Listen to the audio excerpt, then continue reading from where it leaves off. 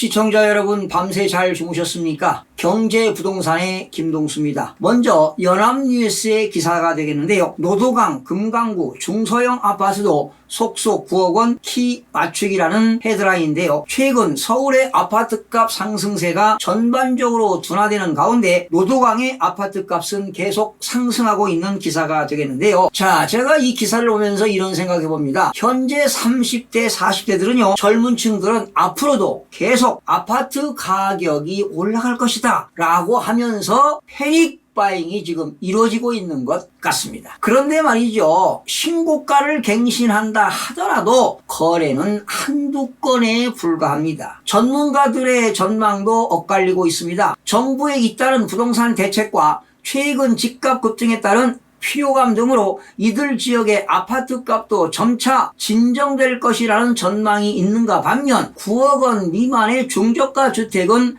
대출 등 규제가 덜하고 30대 등을 중심으로 수요가 꾸준해 가격이 계속 오를 수 있다는 전망이 엇갈리고 있습니다. 제가 볼 때는요, 정부의 초강력 대책을 지금 발표하고 있지 않습니까? 그러다 보니까 주택시장이 안정을 되찾지 않을까 이런 생각해 봅니다. 지금 상황으로서는 말이죠, 패닉바잉은 절대 금물입니다. 특히 말이죠, 걱정이 되는 게 이런 게 있어요. 올해 말 3기 신도시 중에 한 곳인 하남 교산지구에서만 무려 6조 8천억 원에 달하는 토지보상금이 풀리게 됩니다. 그리고 또한 연이어 다른 3기 신도시에서도 토지보상이 시작될 전망인데 지금 저금리 기조 아니겠습니까? 이러다 보니까 저금리에다가 토지보상금 여파로 집값이 오를 수도 있지 않을까 이런 염려가 되기도 하지만 지금 상황에서는 패닉바잉은 안 된다는 겁니다. 지난 3일 한국감정원 통계에 따르면요, 최근 3개월 동안 6월에서 8월 서울에서 아파트 값이 가장 많이 오른 지역은 노도강입니다. 강북구는 무려 2.34% 가장 많이 오른 데 이어서 노원구는 2.18%, 서울 전체 평균 상승률 1.67%를 뛰어넘어 2% 이상 상승한 지역이 바로 노도강이 되겠습니다. 국토교통부에 신고된 실거래가를 살펴보면 노원구 하계동, 하계2 현대 지난달 13일 8억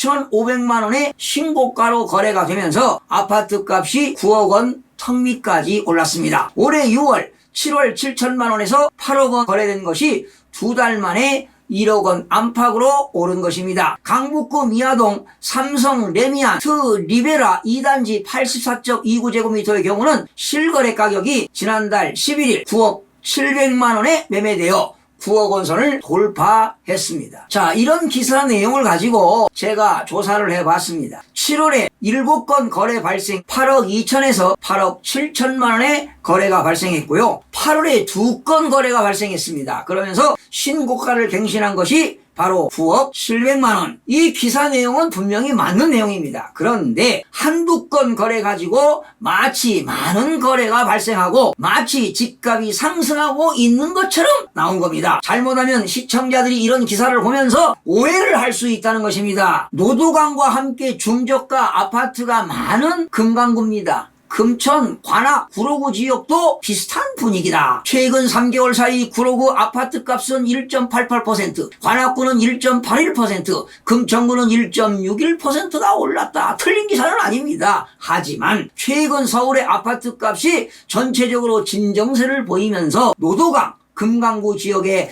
상승세도 누그러지고 있다. 틀린 내용은 아닙니다. 그러니 기사를 강력하게만 쓸 수 없거든요. 이렇게 누그러지고 있다. 이렇게 또한 기사가 나왔습니다. 24일 조사 기준으로 6개구의 아파트값 상승률은 모두 0.01에서 0.02% 사이에 진정되는 것으로 나타났다. 노도강 지역의 상승률은 7월 6일 조사에서 0.13%에서 0.14%를 기록한 이후 매주 감소하고 있다. 맞는 얘기입니다. 자, 그런데 말이죠, 노도강이니 금강구니 이렇게 같은 구라 하더라도 아파트 단지별로 가격 차이가 심합니다. 경관이 좋으냐 나쁘냐, 즉 비유가 있느냐 없느냐. 또한 예를 들면은 신축 아파트는요, 선호도가 높고 신축 아파트는 말이죠, 선호도도 높지만 주거와 학군이 우수한 단지 위주로는 당연히 그 아파트 단지에서 상승폭이 확대될 수밖에 없습니다. 그러나 구축 아파트에서 신축 아파트로 이전하는 경우에는 구축 아파트에서 급매물이 출현되기 때문에 이러한 구축 아파트는 또 하락하는 경우도 많습니다. 조만간에 말이죠, 구축 아파트를 싸게 살 수 있는 노하우도 방송으로 한번 자세하게 알려드리도록 하겠습니다. 임병철 부동산 114 수석연구원은 서울 외곽지역에서 아파트가 9억 원 키 맞추기는 지난달 중순 이후 매수세가 조금씩 줄어들면서 주춤해지는 것으로 보인다. 다만 아직 매도 우위 시장이 이어지고 있다고 분석했습니다. 틀린 얘기는 아니죠. 아주 좋은 지적인데요. 아마도 9월부터는 매도 우위 시장이 이어질 것으로 봅니다. 그 이유는 법인과 다주택자들의 매물이 수도권에서 쏟아져 나오고 있는데 머지않아 서울 지역에서도 매물이 나올 것으로 예상이 되고 있고요. 현재 강남 4구에서도 법인들의 매물이 급매물로 나오고 있습니다. 이런 상황에 말이죠. 지금 가을 이사철을 앞두고 수도권을 중심으로 전세시장 불안이 가중되고 있는 기사 내용인데요. 지금보다 더한 전세난 온다, 이런 기사입니다. 부동산 전문가들은 올 가을 전세난은 예고편이고 아파트 입주 물량이 대폭 줄어드는 내년이 더 심각할 것이라고 경고했습니다. 부동산 114 조사에 따르면 올해 서울 아파트 입주 물량은 48,673가구로 예년보다 많지만 내년 입주 예정 물량은 25,021가구로 올해의 절반 수준이 될 것이다, 이런 기사가 나왔는데요. 문제는 단기적으로 전세시장 불안을 잠재울 방법이 없다는 것이 문제입니다. 아무래도 전세시장 불안은 잠재울 방법이 없는 것 같습니다. 당연한 얘기 아니겠습니까? 갈수록 전세난은 심해질 수밖에 없습니다. 앞으로 전세시장에서 반전세와 월세시장으로 전환이 될 것입니다. 집주인들이 전세금을 받아서 그 전세금 받은 돈으로 은행에 예금을 해도 이자 수익이 적어서 전세금 효용 가치가 전혀 없다는 것입니다. 지난달 서울 아파트 전세값은 0.65% 올라 2015년 12월 0.7% 이후 최대 상승률을 기록했습니다. 경기도 아파트 전세값도 1.03%나 올랐습니다. 전세 수요는 계속 증가하는데 시장에 매물이 없다 보니 전월세 계약 건수가 지금 급감하는 추세다. 전문가들은 문재인 정부 들어 주택시장을 안정시키겠다며 쏟아낸 각종 정책이 전세난을 가중시키는 부메랑이 되었다고 지적하기도 했는데요. 한 시중은행 부동산 담당자는 실거주 강화 대책을 쏟아낸 것이 시장에 전셋집 공급을 대폭 줄이면서 전셋값을 끌어올리고 있다고 말했습니다. 여러분, 전셋값이 어느 정도 올라간지 아십니까? 전셋값은요, 지난해 7월 첫째 주부터 무려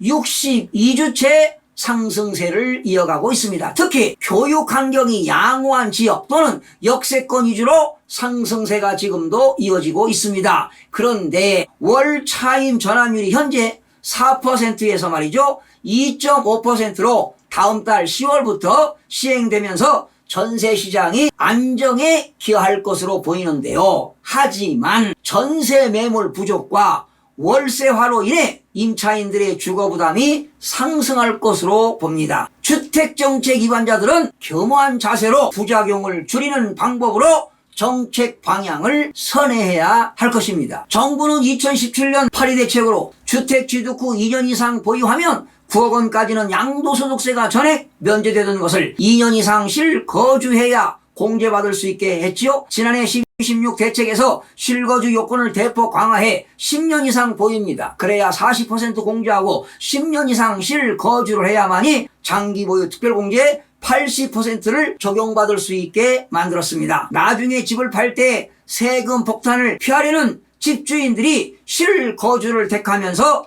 전세로 나오는 매물이 대폭 줄어든 것입니다. 이렇게 과도한 집값 상승과 대출 규제 등으로 전세 시장에 머무는 사람이 늘고 있는 것도 불안 요소로 꼽힙니다. 정부가 LTV입니다. 주택담보대출 비율 등의 규제로 대출을 받아 집을 사기 어렵게 만들면서 전세 수요가 줄지 않는 측면도 없지 않아 있습니다. 전세값이 인간적으로 너무 많이 오르지 않았습니까? 살인적인 상승세가 아닙니까? 전세 사는 사람들이 집을 장만하려면 대단한 용기가 필요한데 결정하기가 쉽지가 않습니다. 집값은 계속 올라가지요. 대출 규제도 심하지요. 이사 비용도 만만치가 않습니다. 한마디로 일관성 없는 부동산 정책으로 실타리가 꼬인 것처럼 꼬이고 꼬인 겁니다. 참으로 내 집 마련도 힘들고 전세 살기도 힘들고 월세 사기도 힘들고 아주 복합적으로 힘든 세상이 되어버렸습니다. 그래도 어찌하겠습니까? 여러분 힘내시기 바랍니다. 힘든 시기를 이겨내다 보면 좋은 세상이 오지 않겠습니까? 여러분 화이팅 하시기 바랍니다. 시청해주신 여러분 고맙습니다. 최선을 다하겠습니다.